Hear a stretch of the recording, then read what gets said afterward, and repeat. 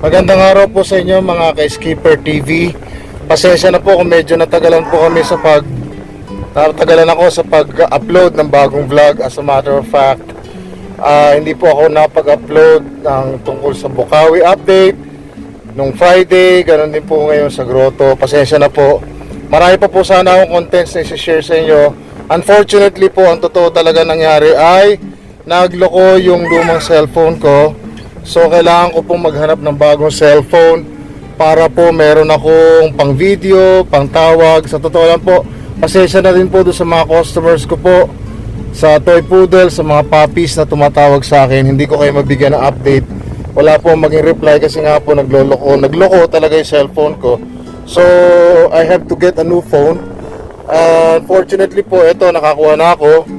Bagong phone po natin, i-share ko sa inyo kung ano itong meron dito. At the same time, meron po tayong bago ditong kasama. Oo, ayan o, napakalikot. Ayan, oo, hulaan nyo, sino ito ha? Anong klaseng breed po yan? Ito po ay isang Siberian Forest Cat. Yan, so bakit po siya naging Siberian Forest Cat? Bakit siya ang pinili ko? Yan, okay. 2 months old po yan, female. Oh, gondo-gondo, cute. Ang likot-likot. Oo, tuwan-tuwa ako dyan. Kasi po, dahil ako nga po ay asthmatic na tao, ang bagay lang po sa akin na alaga ay yung mga hypoallergenic. Like yung poodles, hypoallergenic po yan. At luckily, itong nagustuhan ko po sa last week, nakita ko lang doon sa isang kasama kong seller. Nagustuhan ko lang, not knowing na ito po pala ay hypoallergenic na pusa din. Basta nagustuhan ko lang siya, nagandahan ako, nakita ko siya ay Siberian kitten. So mabuti may inabot pa nga akong isa kasi nabenta na po niya kagad.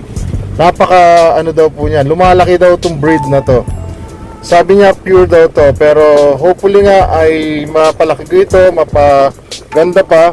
So nandito po kami sa may pet shop na suki namin at bumibili kami ng cat food niya, kitten food. Tapos siyempre magpapasimula pa lang po tayo sa pag-aalaga ng pusa. Although meron na ako existing na alaga, pero hindi po ako ganun ka-focus, unlike to sa mga dogs no po. So ngayon siyempre focus tayo dito. Hindi ko naman sinasabing hindi namin mahal yung dati namin pusa na Siamese cat na si Alice. Mahal po namin yun. Actually ang tanda na nga niya sa amin Pero ito siya 2 months old na female Siberian cat. Ayan o, nakita nyo, lalaki ng paa niya, no? At saka yung kulay niya, oh. Lalaki pa daw po yan, ano? Napaka lively pusa daw po niyan. So, ayan po, subaybayan nyo po ang paglaki niya. At may bili po kami ng litter sand, tapos ang pang-scoop at saka yung kitten food para sa kanya, ano po. At malaman natin kung ano mga susunod na kabanata. Subaybayan nyo po, i-update ko kayo palagi po. Marami po salamat sa inyo pong pagsubaybay. Walang sawang pagsuporta sa Skipper Din TV. At ito po nga, kanina hindi na po ako masyado nakapag-vlog.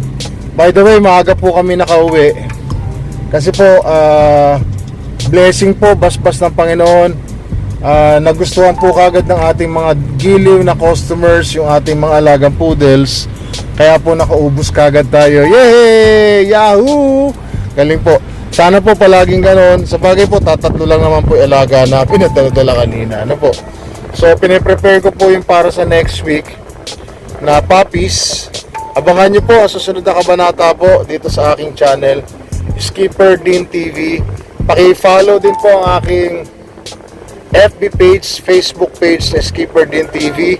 Pa-subscribe naman po mga kababayan, mga ka-content ng aking YouTube channel na Skipper TV.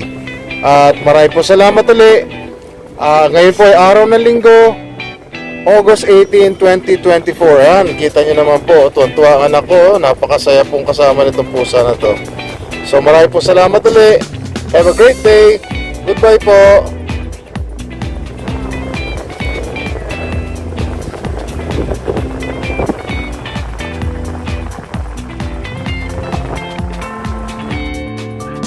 Kasalukuyan na po kami nakauwi sa bahay at ngayon ay inintroduce ko na itong makulit at cute na kitten na ito sa aking mommy.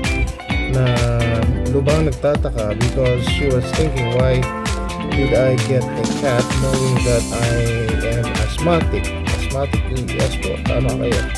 Kasi nga, kaya nga po ang alaga ko ay puro toy poodles dahil ito po ay hypoallergenic.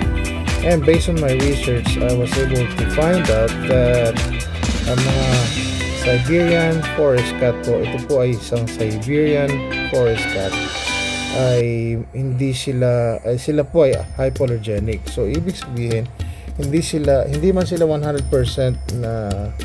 na hypoallergenic, pero at least less po yung kanilang napoproduce ng mga allergens. Nakalimutan ko kung ano yung exact term po, ibibigay ko sa inyo sa mga susunod na kabanata po. Less po yung napoproduce sila, kaya hindi tayo, ang mga tao may allergies na hindi kayo ahatsingin sa kanila o hihikain basta-basta po. At 10 lamang po sila na klase o breed ng pusa na mayroong ganitong characteristics. Anyways po, bibigyan ko po kayo ng mga updates sa mga susunod na kabanata, and talaga po ako ay nagpapasalamat sa inyong walang sawang pagtangkilig at pagsuporta sa akin pong channel, Skipper TV.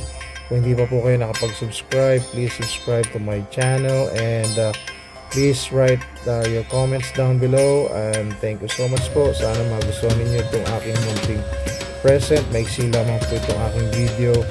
Maraming po salamat. Once again, this is Skipper TV. Have a great day po. Goodbye now.